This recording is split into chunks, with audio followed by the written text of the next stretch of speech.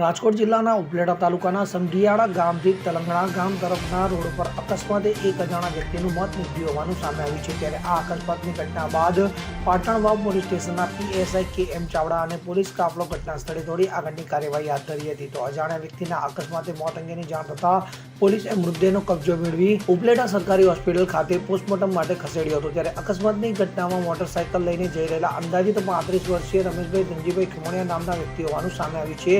તો મૃતક વ્યક્તિ હાલ ઉપલેટા તાલુકાના કુડેજ ગામે રહેતા અને મૂળ ગીર સોમનાથ જિલ્લાના ગીરગઢડા તાલુકાના વડવિયાળા ગામના રહેવાસી હોવાનું જાણવા મળી આવ્યું છે। શરફરાજ કોડી સાથે CN24 ન્યૂઝ ઉપલેટા। હવે જુઓ દેશ દુનિયાની તમામ ખબરો તમારી આંગળીના ટેરવે।